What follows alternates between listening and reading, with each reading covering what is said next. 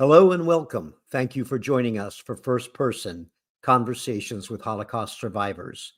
I'm Bill Benson, and I have hosted First Person for the past 25 years. Each month, we bring you firsthand accounts of survival during the Holocaust. Each of our First Person guests is a volunteer at the museum. Please send us any question you have and let us know where you are watching from in the live chat. We are honored to have Holocaust survivor Josie Traum share her firsthand account of survival with us. Josie, thank you for agreeing to be our first person and for joining us today. Thank you, Bill. I'm very glad to be here. Josie, you have a great deal to share with us, and we have just an hour, so we'll get started. You were born in March 1939 in Brussels, Belgium, to your parents, Jacques and Fanny Eisenberg. Tell us about your parents and your family's life in Belgium before the start of World War II. Yes, both my parents were actually born in Poland, and they both immigrated with their parents, their families, to Belgium. My dad came to Belgium when he was a teenager with his parents. My mom came to Belgium from Poland, actually from Lodz, when she was 5 years old with her parents. They settled in Belgium because life was very difficult in Poland, hard to find work, and there was much anti-Semitism. So they actually came to Belgium as children. And here we see them when they finally met and got married, right? They met and they got married in 1938, and I was born in 1939, a year later. And you were given the birth name Josiane. You know, we call you Josie, but it's Josiane. Tell us how you got that name. Yeah, okay. My mom and dad used to enjoy going to a nightclub where they had jazz singers. They used to like going to a nightclub where this Black African-American woman was singing, a jazz singer. Her name was Josiane. So when my mom was pregnant with me and she gave birth, she loved the name. And I was named Josiane after a jazz singer. I don't sing jazz, but they named me after her. I've never done this, but I think I'd like to sometime go back and search to see if I could. The music of Josiane is still available to us through the internet. Josie, tell us about your mother and the work that she did. Well, my mother actually was a seamstress and a dress designer. In Belgium, when you finish high school, you have the opportunity of going to a trade school to learn a trade. So after high school, my mom actually went to a school where they taught sewing, patterning, and designing. When one graduates from that school, the royal family in Belgium actually sends emissaries to the graduation and to pick out the outstanding student so they would come back and work in the royal household, helping the royalty when they go to parties, design clothes and things like that. My mom graduated and the emissaries came and chose my mother as the outstanding student. And so she actually worked for the royal family, designing their clothes when they went out to parties, different places. And that was a pretty big deal. My mother was very creative, made beautiful clothing. And that had to have been just an incredible honor to be selected to do that. Absolutely. It was a really big deal. Mm-hmm. It was. And I think in this next picture, we even see a bit of her work. Yeah, that's me. My mom designed all my clothes and made them. As you could see, there's a little dress there, and the little pockets are kind of used as flower pots holding a flower. But she designed that. She made it. She made my hat. She actually made all my clothes.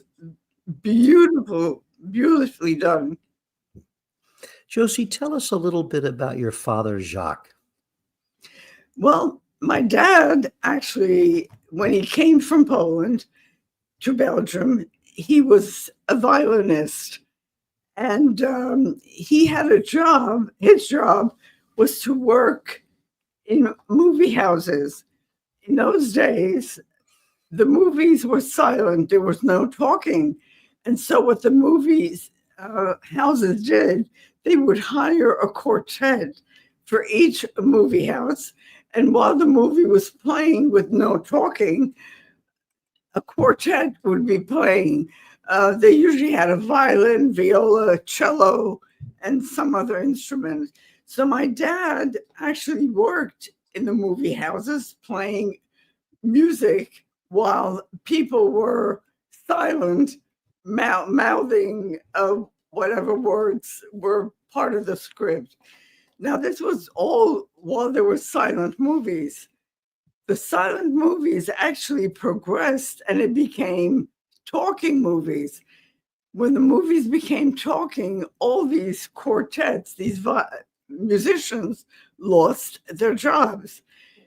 They lost their jobs. And what my dad did, he went to a tailoring school and learned tailoring.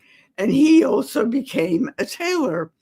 Now, becoming a tailor in those days was not just going to a store and buying a suit. A person would come to his store, which he had, and they would pick out a bolt of clothing of material that they liked. And my dad would measure them and actually eventually have a suit ready made. It took a number of weeks. Of course, a relationship was built between the tailor and the customer. And so my dad made suits to order. People picked out their clothing, their material, and he made the suits. Before we go on, Josie, I'd like to let you know that we have people watching and listening to you today from all across the country, as well as different places in the world. So let's welcome our viewers today from New York, Kentucky, North Carolina, and Missouri, for example. I also want to share a comment submitted by a viewer named Perrin. Perrin writes, "We are so fortunate to have people like you to make sure we will never forget what happened." So thank you, Perrin, and thank you for all of you who are watching us today. Josie, World War II began in September 1939, and 8 months later, in May 1940, Nazi Germany invaded Belgium, the Netherlands, and France. Your parents both became involved in the underground resistance movement in Belgium.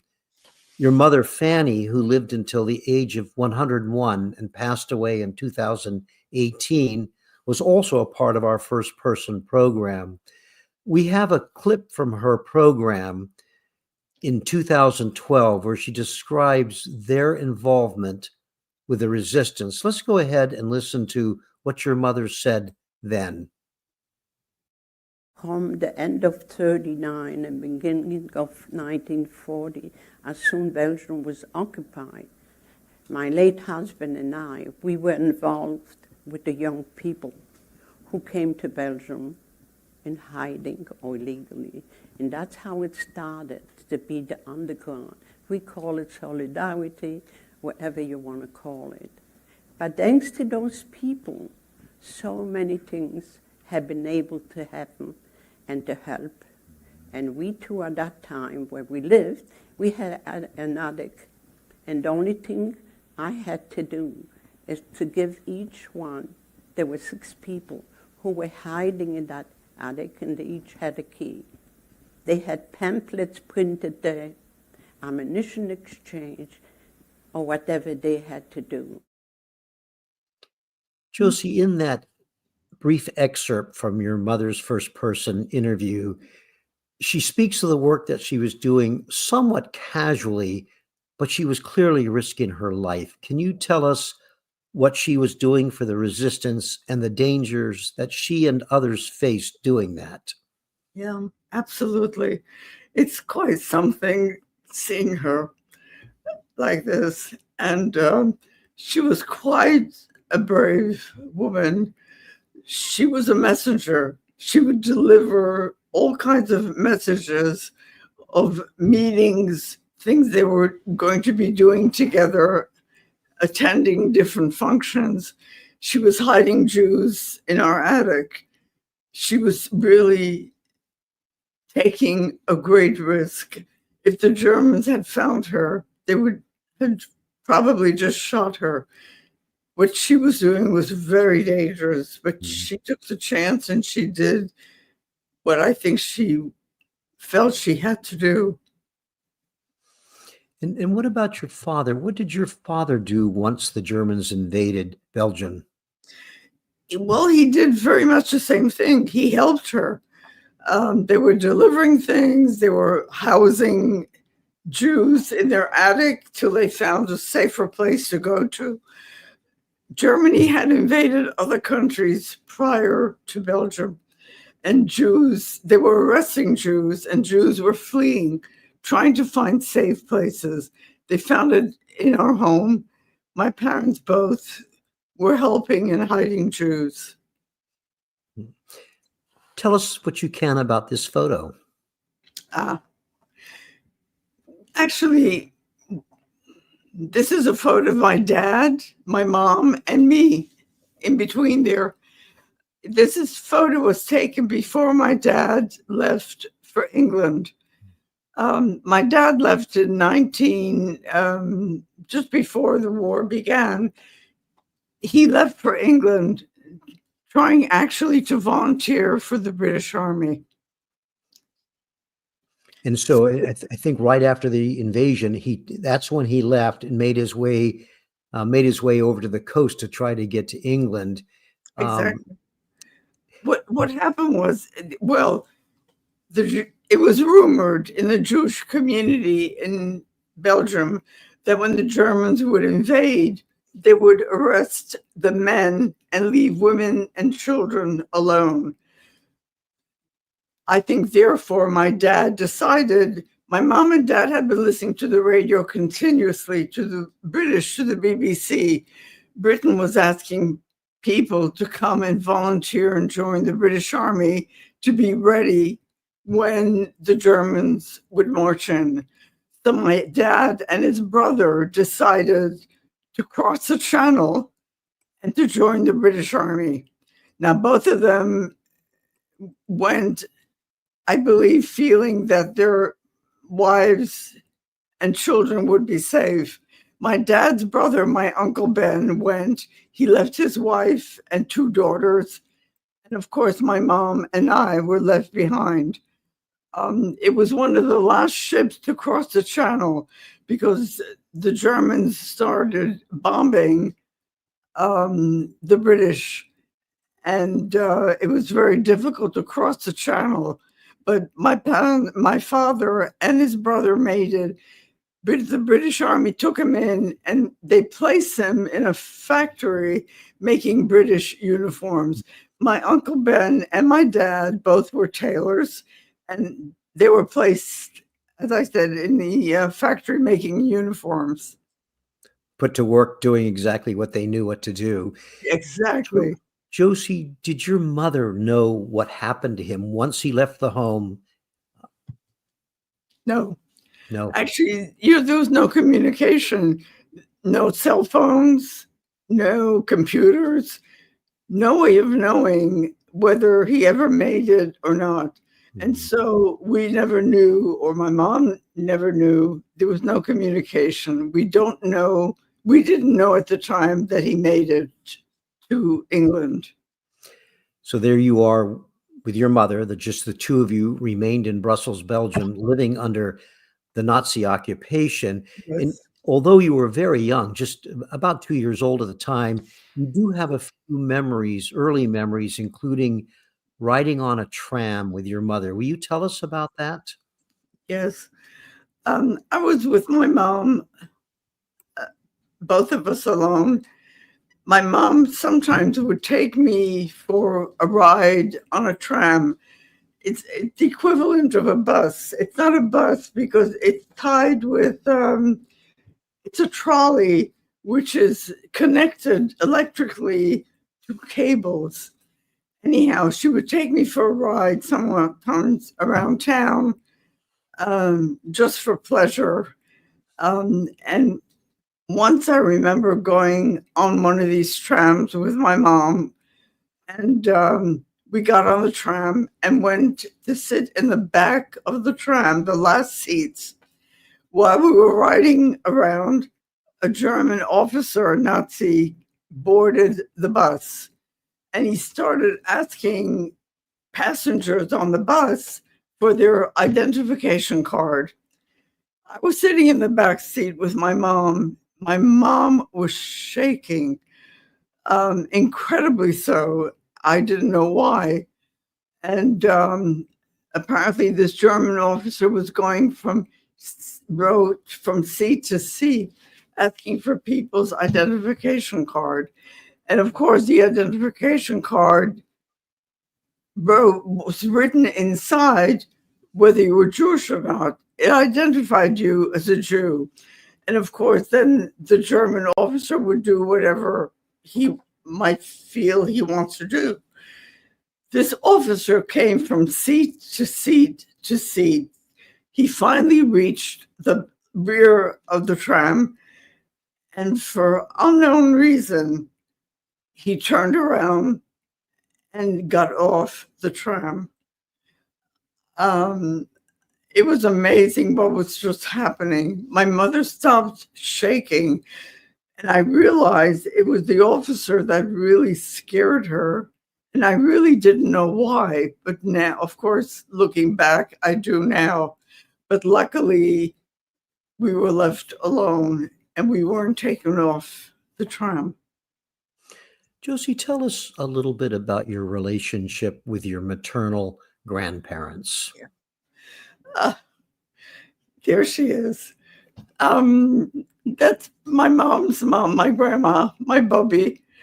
And we're walking on the street. I was very close to my grandma.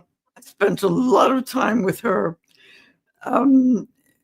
Interestingly enough, we were walking on the street. You could see behind us is a Nazi officer walking on the street. Now, these Nazi officers, once they started occupying Belgium, they would stop people on the street and ask for their identification card. And it was really up to them to do whatever they wanted. But here we're already exposed to the officer that they're walking on the street. We have another picture of you with your grandmother that's just precious. Yeah. I'm being held by my Bubby. She's holding me tight and I'm hugging her. We're on her balcony at her house, sitting outside, and I could just see I'm loving and hugging her, which I really did. Oh, you sure are. You sure are holding on to her in that picture. Yeah. Josie, can you tell us what circumstances were like for you and your mother? It's just the two of you living at home. Your father's gone. So how did she make ends meet during that time? Do you have any knowledge about that? Yeah, just a little bit. Incredibly so that she did manage. You know, in Belgium, there are clinics for children, newborns. They go on a weekly basis to get weighed, to get examined.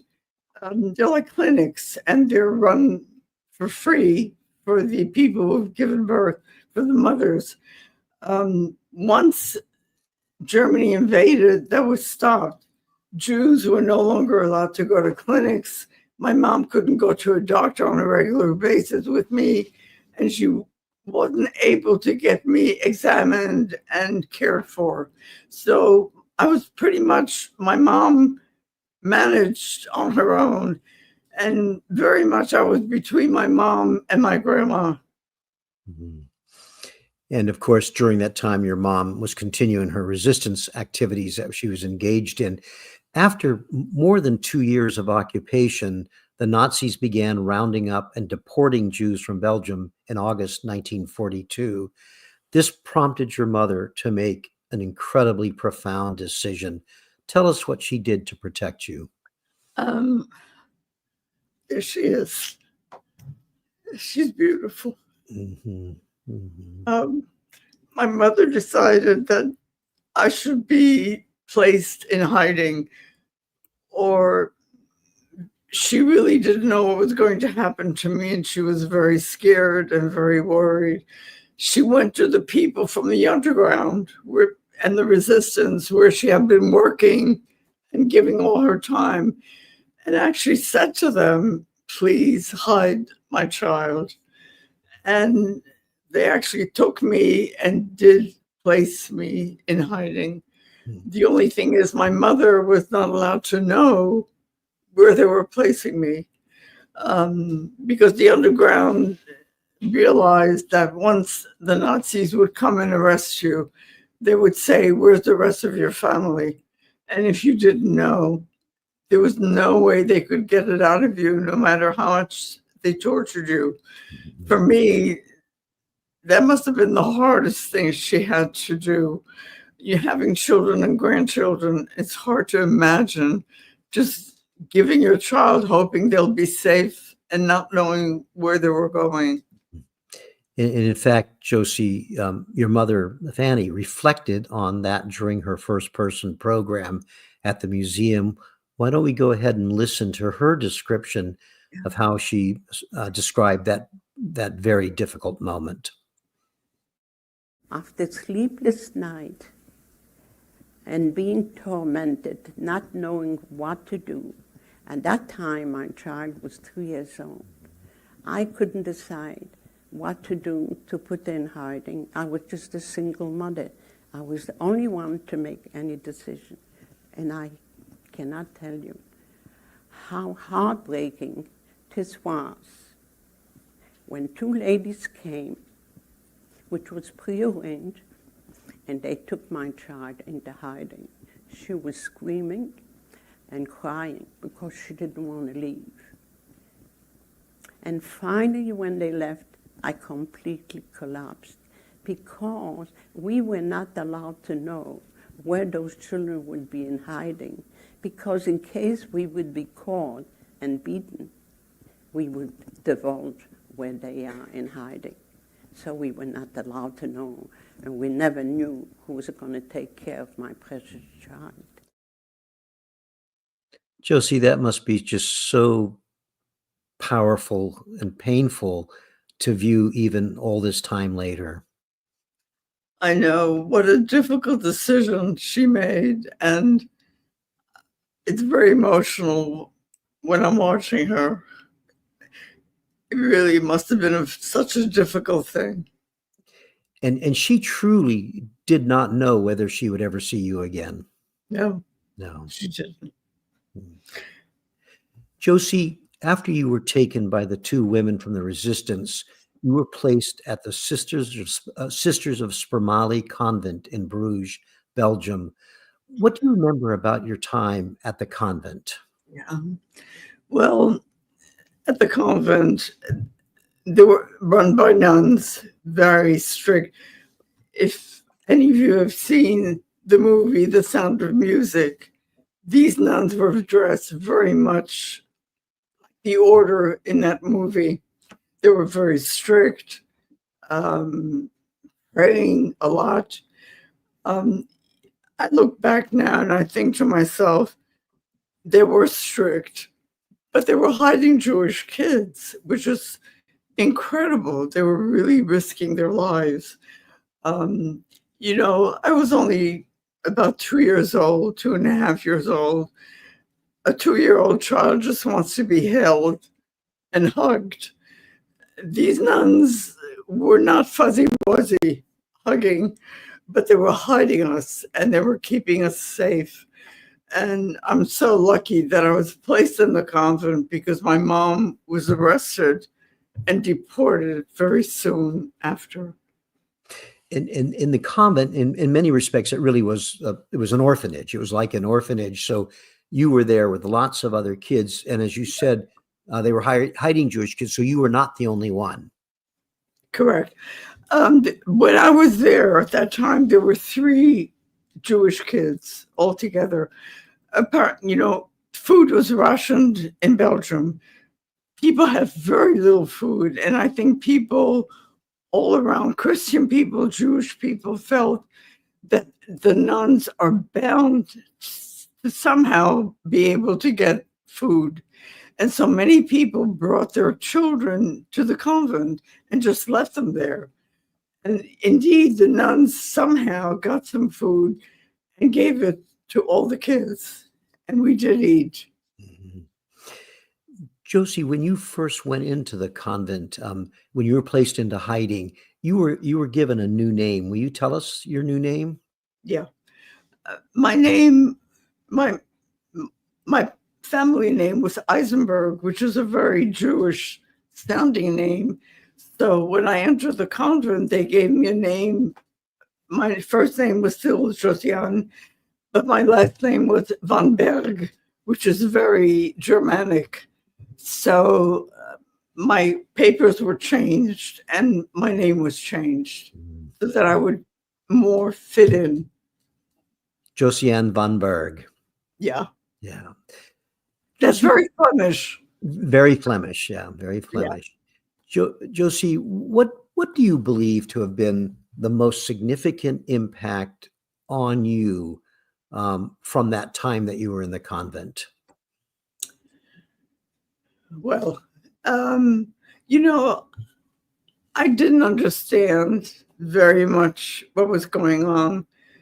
A 2-year-old doesn't have the cognitive ability to really understand what is going on. I didn't even know what a Jew was. But the nuns helped me feel safe and did keep me safe. I was saying my rosaries all the time in French, playing with the kids in the courtyard. So I was kept safe, and I'm very lucky about that.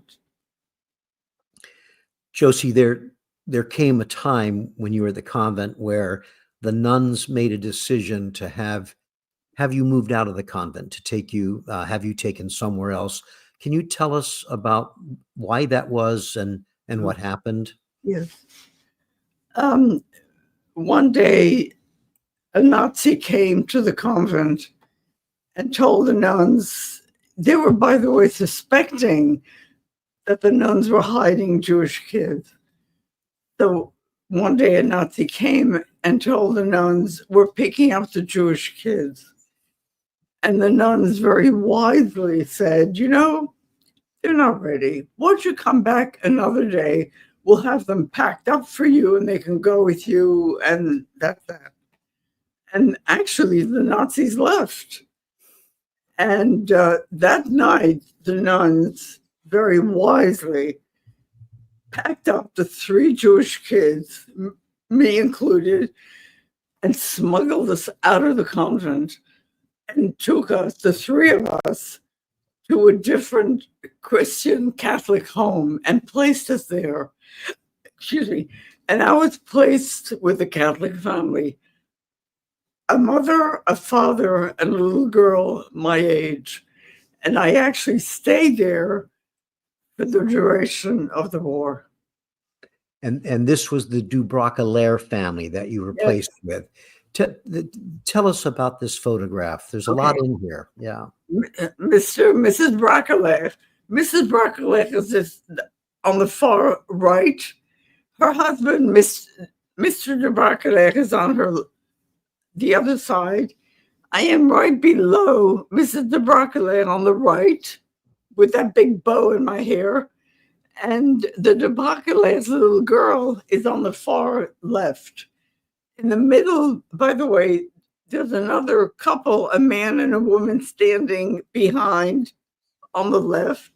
They were Christian neighbors of my grandparents.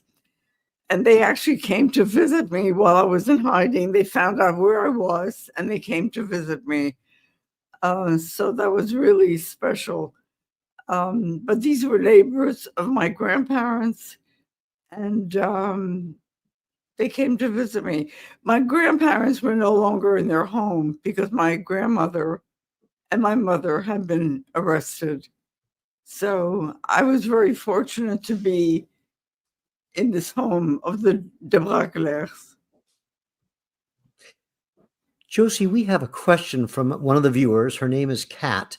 Kat asks, did you feel loved or safe during the war? And were you aware of the danger that you were in? Not really. I never went outside while I was with the de Bragelers. I felt they were keeping me safe. But I didn't really, because I didn't understand what was going on. All I know is I miss my mom, my grandma terribly, and I really didn't understand what was happening. We have a follow-up question from another viewer named Emma. And Emma asks, when you were in hiding with the Catholic family, the du Bragelers, were you physically hidden in their home, or were you presented in public as being one of their own, one of their children? Well, I never went in public. We stayed in the convent. We stayed very much in the courtyard within the area of the convent. We went outside to play in the courtyard, and that's really about it. Very limited. Don't forget, kids were not going to school then. It was wartime, and we didn't really go out anywhere. What about at the home of the du Bragelers? Were you? I didn't go out. No, Yeah. They didn't take me out for walks. That would have been, I think, too suspicious, because they knew the neighbors knew there was one child there. All of a sudden, there can't be another child without realizing who it might be. So I really didn't go out. What can you tell us about your life with the du Bragelers? Because you remained with them until you were liberated. What was that time like for you, as best you know? I played very much with the little girl, their little girl who was my age. I played with her very much all the day, and there was very, very little else to do. There was no entertainment, no TV, nothing. We played with little dolls, we played with little blocks, and I really never went out. So I wasn't exposed to anything. One of the things, Josie, you shared with me is that Mr. du Brageler was also involved with the resistance. Yes. He was very much involved. He was actually doing all kinds of things also with the underground, with the resistance. And very often the Nazis would come to the house and take him out for interrogation. Mm-hmm. They would interrogate him, and he would be taken out in the evening and brought back the next morning. I often saw him black and blue, which means he probably was tortured and beaten. He never told on me. The de Bragelers kept me safe, they fed me, and they protected me. So I am really very, very lucky. I think the church was instrumental in saving Jewish children in Belgium. It wasn't like that in every country, but in Belgium, it really was. So I'm very fortunate. And I assume it probably goes without saying that both the nuns at the convent, but also the du Bragelers, they were taking a great risk by taking you in. Absolutely. You know, when the nuns said, come back another day, I have no idea if the Nazis ever came back looking for me and what they did. I don't think I want to know, but they probably went back looking for the Jewish kids. And I don't know what happened to the nuns or what they did. Josie, while you were in hiding at that time, the Germans conducted a raid in Brussels and arrested Jews, including your grandfather. And then after a bit more time, your mother and your grandmother were both denounced by a neighbor. Please tell us what you know about what happened to them, your grandfather, your grandmother, and your mother. My grandfather was arrested and was taken to what they call a holding camp. It was Malines. It is now a museum in Belgium. They would arrest Jews and put them in this holding camp till they had enough prisoners to put on a train and take them to the concentration camp. My grandfather was placed there. Eventually was taken to Auschwitz by train. My mother and grandmother were deported. They were denounced by the neighbors. The neighbors actually, maybe in order to save them their own lives or whatever reason, told the Germans or the Nazis where my mom and grandma lived. They actually went to their place and arrested them, deported them, placed them on a train, and they were taken to Auschwitz. And your grandparents perished pretty much right away, did they? They did. You know, when you got to Auschwitz, there was a labor camp right next to Auschwitz called Birkenau. If you were young enough, the prisoners, as they were getting off the train, if they were young enough and able to work and the Germans could use them, they would be placed in one line and taken to the labor camp. My mom was young enough, she was in her 20s, and they placed her in the labor camp where she worked the rest of her time at Auschwitz. My grandmother, who they felt was too old to work, she must have been in her 50s, they killed her, and my grandfather immediately. Josie, you remained with the Dubracalaires until Brussels was liberated in September 1944. Your mother's sister, Therese, came to collect you from the Dubracalaires' home. How was she able to find you? It's really, in a way, it's like a miracle. You know, Belgium, as I mentioned before, really hid many Jews, many children.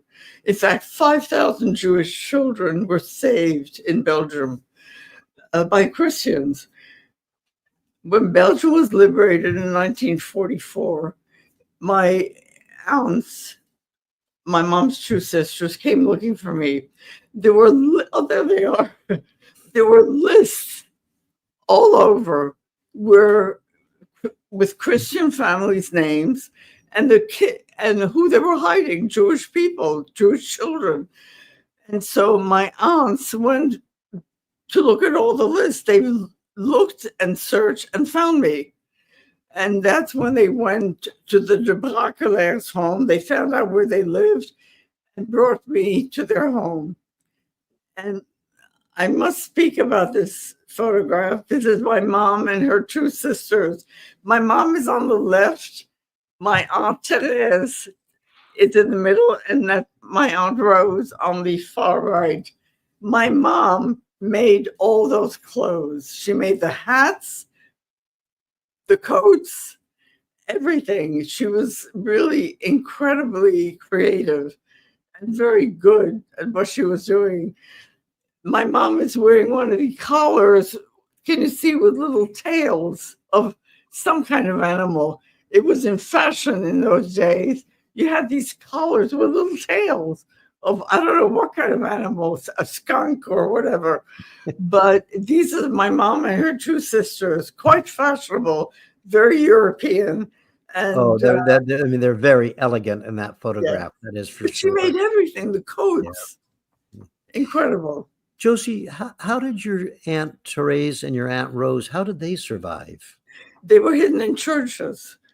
As I mentioned, I keep on mentioning because the churches were really, really instrumental. They saved the Jews, they hid them. So that's how they survived also in churches. My Aunt Therese in the middle had three boys, my three cousins, a few years older than me. They were also hidden in churches. So everybody, really, our whole family was saved due to the church. And Josie, they were all hidden separately, not together, right? Excuse me? They were hidden separately, not together, right? Oh, absolutely. Yeah. Everybody was separate, including my aunt's husband, Uncle Morris, who was part of the underground also. Were your aunt's families, were their families involved in the resistance?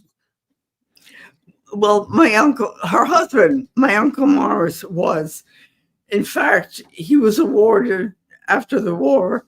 He was given a special award because, as it turns out, he killed in hand-to-hand combat many Germans. And I remember you sharing with me the fact that when you learned that later in life, you were shocked because he was such a meek, in your words, a meek, kind of gentle man, and he gets awarded for his resistance work. Yeah. He was quiet, very meek, very gentle and loving. And nobody in the family, we couldn't believe it, that the government actually awarded him. Amazing.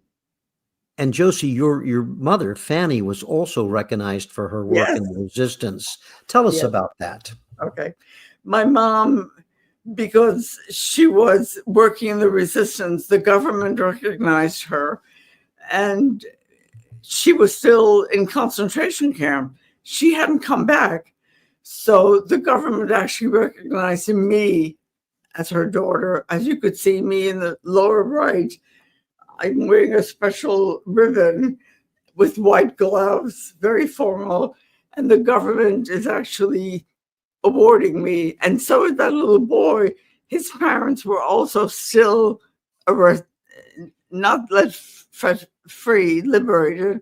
So the two of us were recognized by the government, even though our parents were not there, but they were recognized for what they had been doing. That's an amazing photograph, I think. Josie, your mother, Fanny, in fact, survived. She survived Auschwitz and returned to Brussels after her liberation in April 1945, 9 months or so after you were liberated in Brussels. And after 7 months of living with your Aunt Therese, you were reunited with your mother. You were 6 years old and you hadn't seen her for 3 years. We have a question from a viewer, Anna, and she asks, what was it like to reunite with your mom?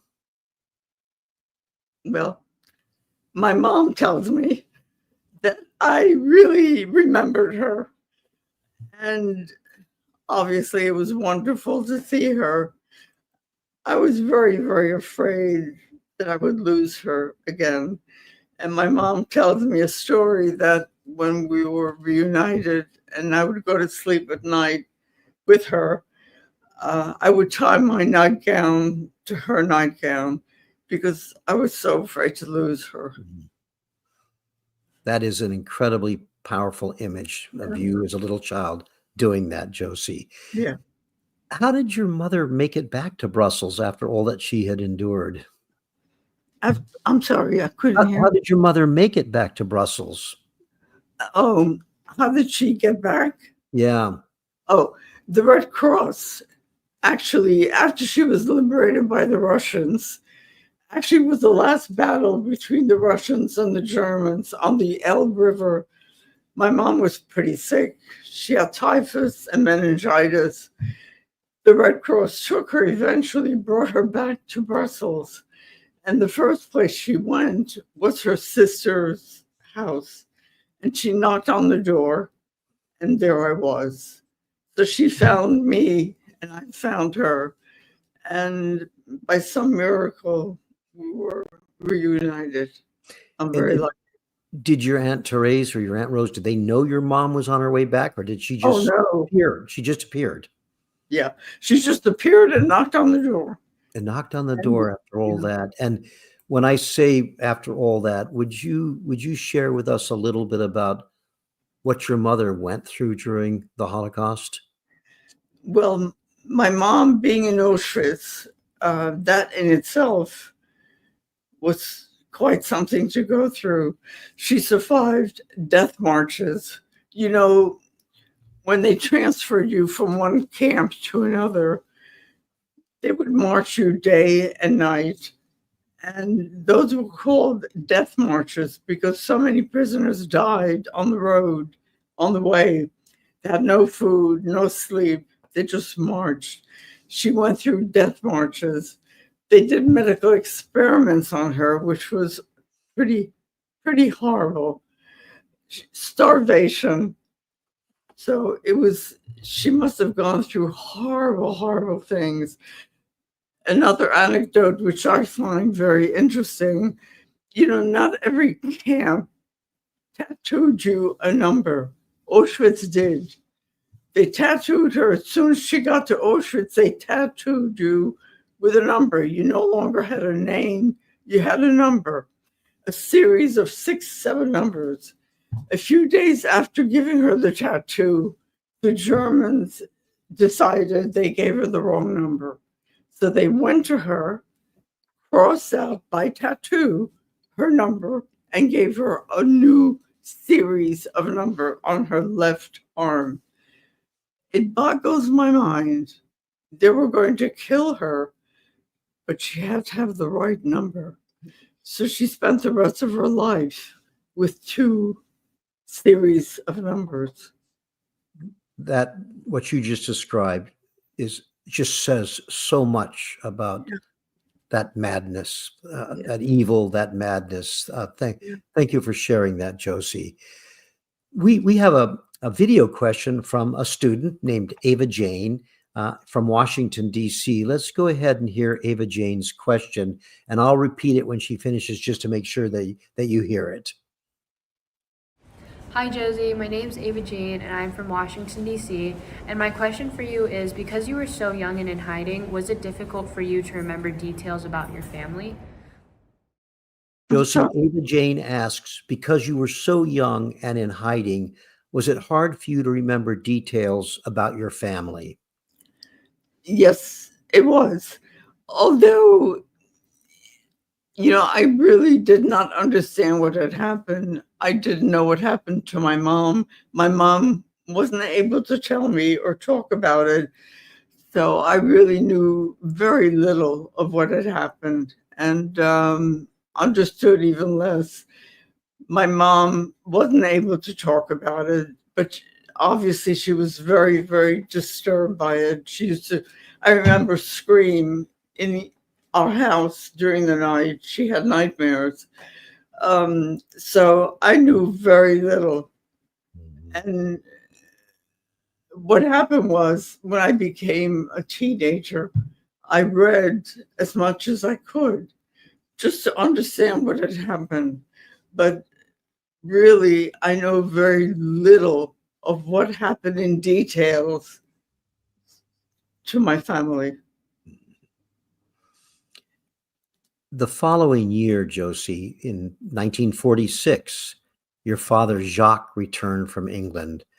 Tell us what you remember about his coming back. This is my mom, my dad, and I. He came back from England. We were reunited. This photo is taken at a beach in Belgium called Ostend. We used to go there sometimes for rest vacations. And my dad came back from England. He actually came back after the war. The house he had been living in England was hit by a bomb. There was a lot of bombing in England by the Germans. And he spent 2 years in a hospital in England. So when he came back, we were reunited, and this is spending a few days at the beach. What was it like? Do you remember what it was like because you hadn't seen, I think, your father for 7 years. Yeah, I believe you're almost 10 years old when he comes back. Well, I didn't recognize him. We went to this place where the ship actually brought him back from England. And he actually came down the steps on the ship. And I remember my mom and I just standing there, and my mom pointing to my father, telling me, "This is your father." I had no idea who this man was. He had no idea who I was.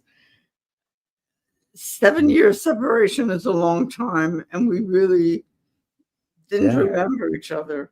Almost your entire life at that point. Right.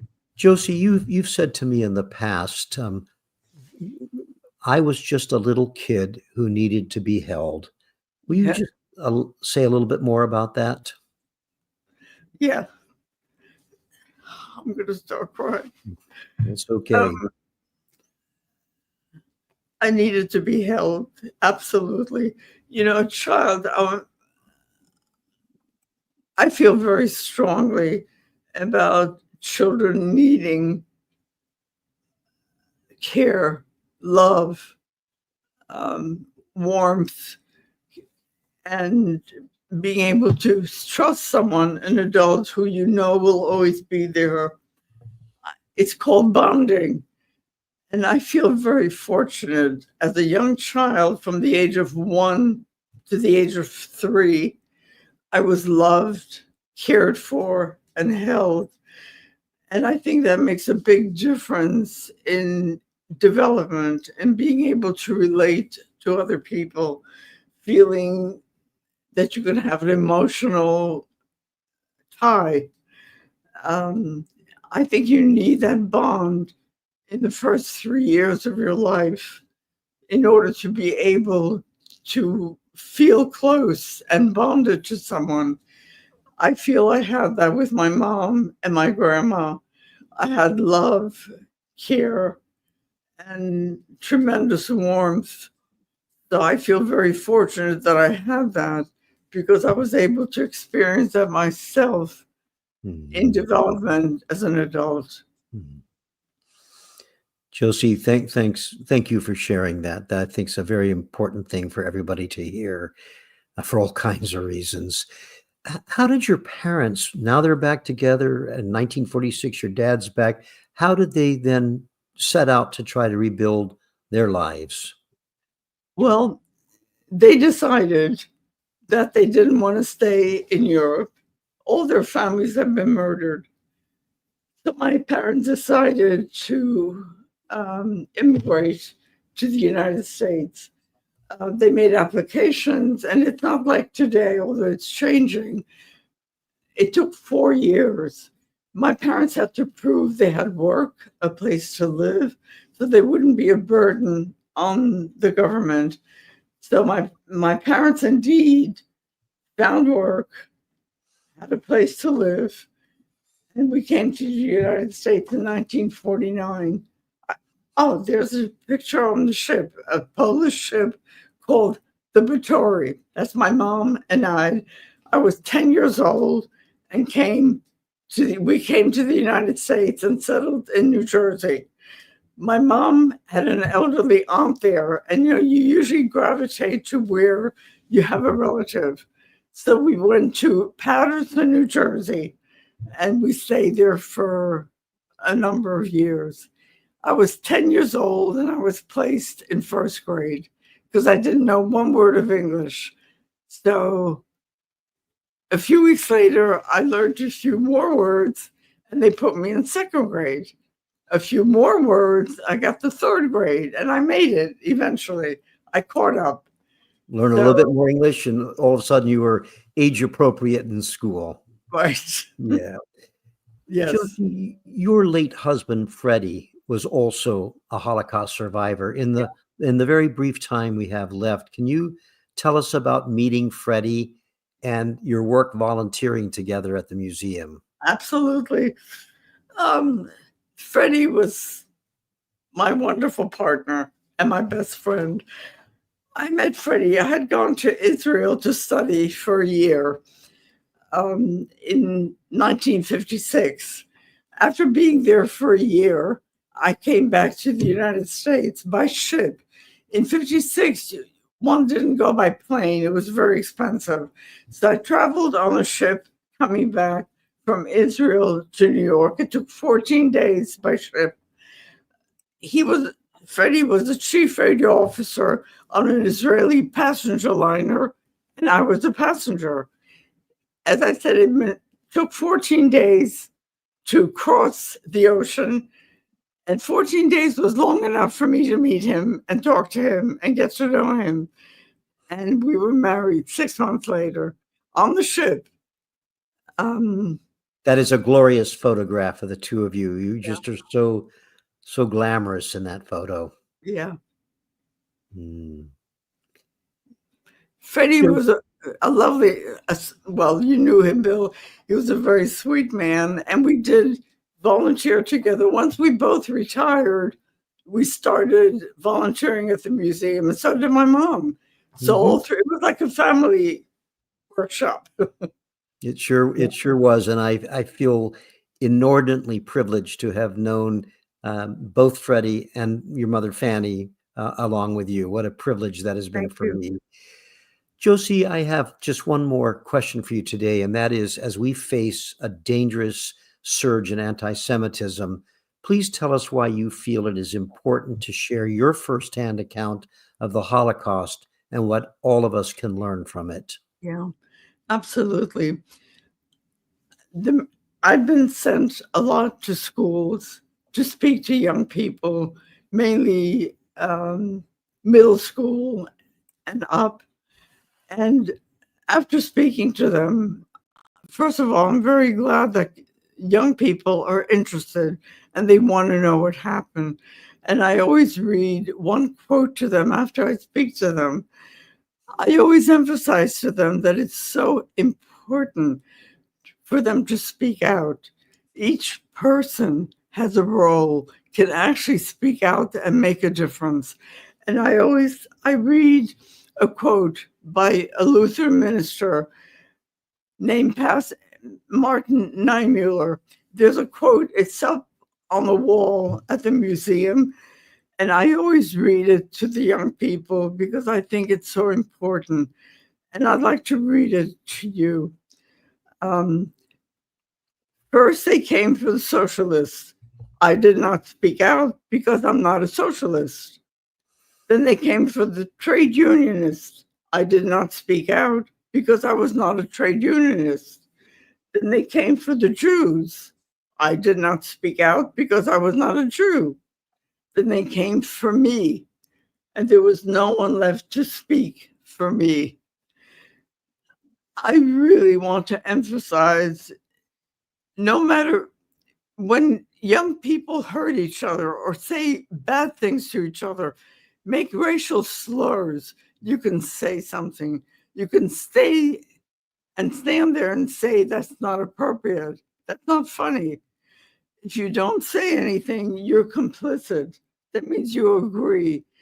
And during the war in Europe, there were so many bystanders. People were standing by, watching everything that was going on and not doing anything. You can all do something just by saying, that's not funny. I don't think you should go on saying that. It helps. You can say it, and people might listen. Josie, thank you so much for those final words, but for this entire program.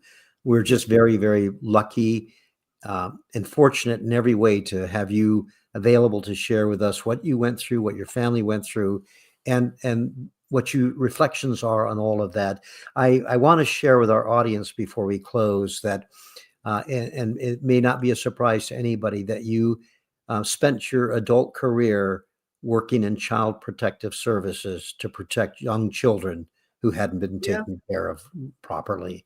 So, Josie, thank you for everything you've contributed all along this journey. Thank you. Thank you, Bill. I'd like to take a moment to thank our donor. First Person is made possible through the generous support from the Lewis Franklin Smith Foundation. And I'd also like to invite you to join us again in April for another First Person program. Thank you for being with us, being with Josie Traum today.